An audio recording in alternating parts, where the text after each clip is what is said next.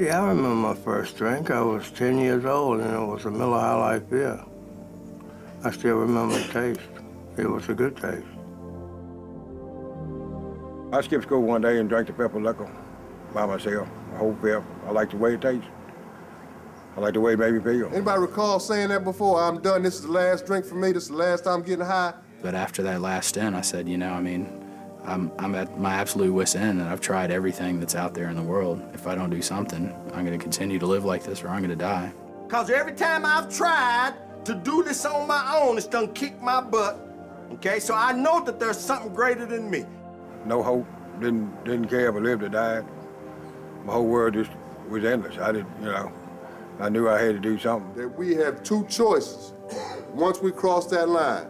Grant us the serenity to accept the things I cannot change. To continue on best as we can to the bitter end or find a new way to live.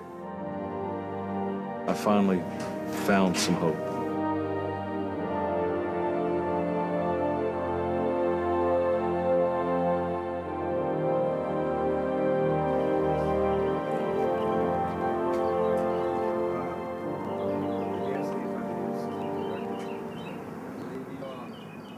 It's not just a homeless shelter or just a rehabilitation place. And that was the only thing standing in between. It's the healing place. And a drink or drug. And for these men, the place to find lasting recovery from alcohol and drug addiction. I would start drinking, start cracking. Then I'd start popping pills and drink to come down from the crack. And it was just a vicious cycle, just kept going and going. My drug of choice was heroin. I'm addicted to alcohol, and I needed help to quit. I couldn't do it on my own. You know, you come across different people. I actually I'm addicted to heroin. The nature of my drug habit, I'd probably end up dead within a couple of years. And how many of us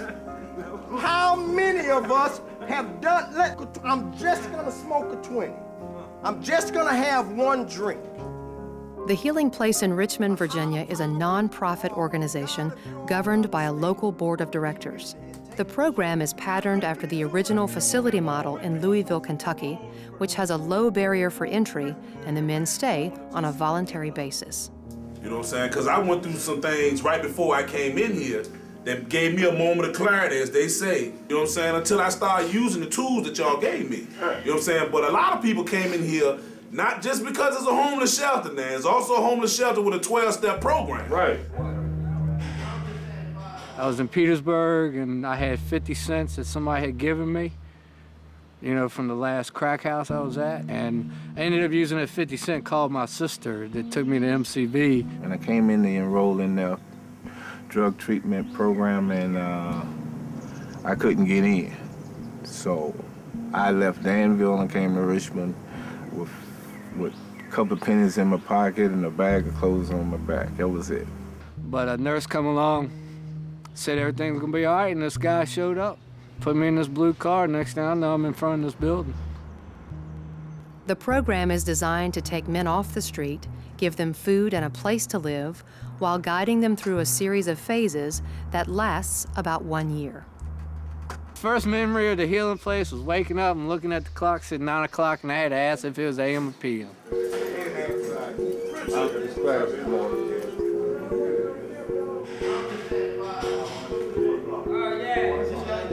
That's what basically I'm doing here. I'm working on that phenomenal craving, you know. Once I get it in me, I can't stop.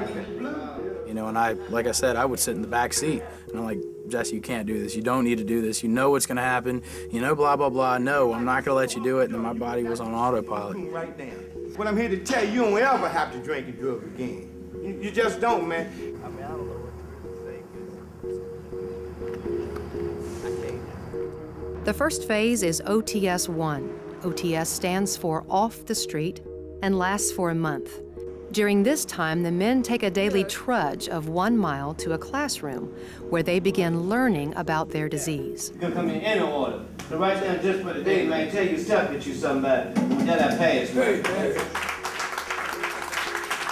Even during my military career, I didn't consider myself an alcoholic.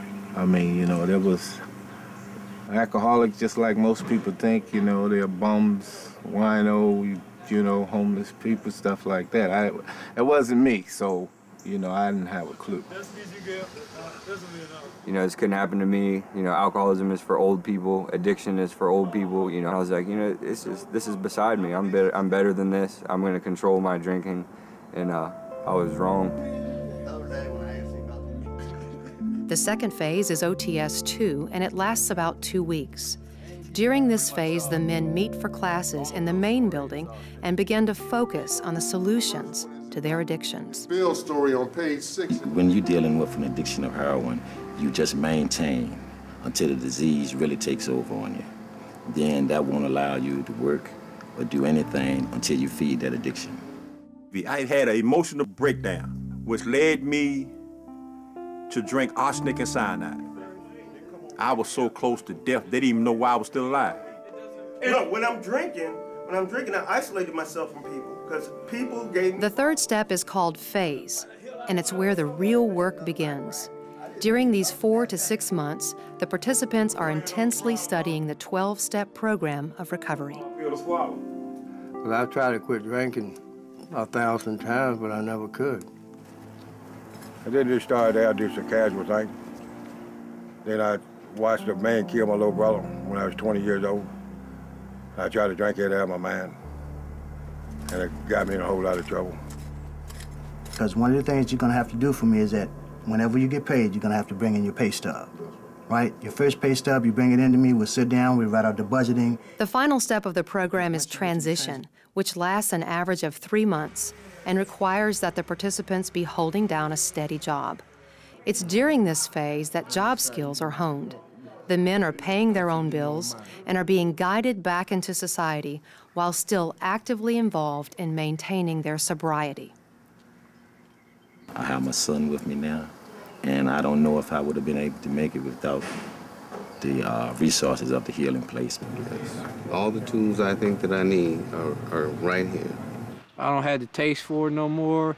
You know, I just got to remember that bed 10 and detox in the healing place. That's all I got to do. I just play that tape all the way back to that bed, you know, and it's like, okay, never mind. The center also has 2 other service units. The first is overnight, where homeless men can sleep and be fed a meal on a first-come, first-served basis.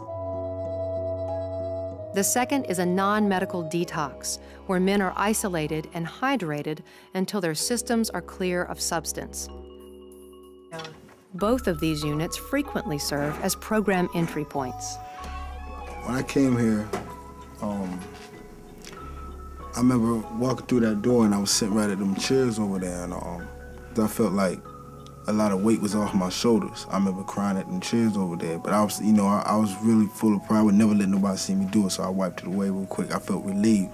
To see these men come in, angry, mad, broken. When I get here, I'll get with you. We'll get with Miss Giovanni, I'll call her, and then watch them begin to, the light bulbs start coming on.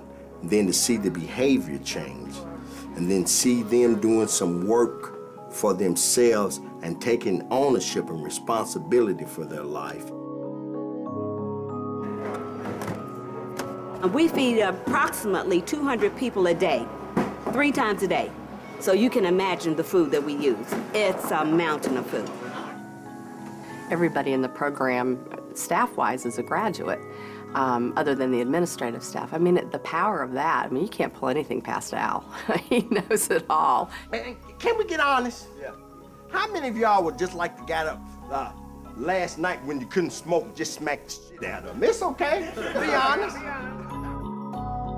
Because if you just do it by yourself, if you just get off drugs without filling the void, you're gonna be miserable, you know? If you're sober and miserable, you're gonna use again. Yeah. You know, you're not addressing your problem. Yeah. I've been there, done that, you know. This place actually is gonna set you up, I think, to help you succeed in the future, you know. It's getting you back on your feet. Perhaps the most unique element of this recovery program is time. Just went in a couple of 30-day bacon shakes, you know, get my stuff together about a month or so, and I was right back again, you know. Most of the recovery programs cost thousands of dollars and they're 28-day programs. You can't address your addiction or alcoholism in 28 days. Yeah. It's something that's going to be with you for the rest of your life. Oh, I think that, you know, when you're dealing with an issue like addiction, it takes very much a behavioral change. And people here get the time that they need to really address their issues and look at why they have this problem, learn about their addiction so they can learn the mechanisms that they need to be successful and be independent once they transition out of the program. Nominations are now open for Housemaster. I nominate Joe Drumgo. Is there a second for Joe Drumgo? Second. Community is a required meeting that takes place 3 times a week, where these men discuss individual violations and are judged by their peers. What it is it's a peer-driven community, and I'm the facilitator. Security. I overslept. I looked at the boardroom, and that's but the men, it's their community, and they decide the issue. If we're late for work on the outside, we might lose our job and something else. That's all. And then that community, you know, when you're sitting in that circle, and I never listened to my family all those years, but when I'm looking at 50 strangers telling me what's wrong with me, it makes you look at yourself. I need you to know that right now the community.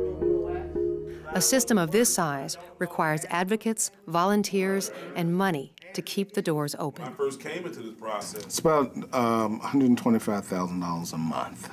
It includes everything, and that's cheap. And let me tell you why. We figured that it cost us $25 a day to take care of each man, which is about $9,200 a year. If you compare the cost to have that man in the human service system or the prison system, we're talking $30,000 to $40,000 a year. So the savings just through this program is tremendous. Well, I've never been to a program like this, but what they give me is free. I feel like I owe them. Anybody had a store, right? I always wanted to get in the recovery program, but I didn't have insurance and I couldn't afford it. You know, and that shows that this place is also a blessing because it's as free as the air I breathe. You know, I don't know where the money come from. I didn't ask. I was just thankful. There's nothing that you're going through that some of these men have not already gone through without having to take. The Healing Place is not a perfect place. Not every man makes it through the program.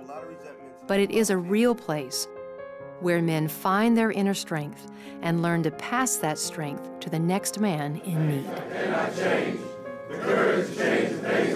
If you're wondering how you can help the Healing Place continue to change lives, consider a donation of any size. For every $25 donation you make, one man is housed, fed, educated, and empowered for one more day. Growing up, you know, just giving it up. The same $25 goes so much further at the Healing Place because we have the program participants providing the security, cooking the meals, doing the laundry, doing the housekeeping, and keeping this place running as part of their commitment to the program and to the next person in need.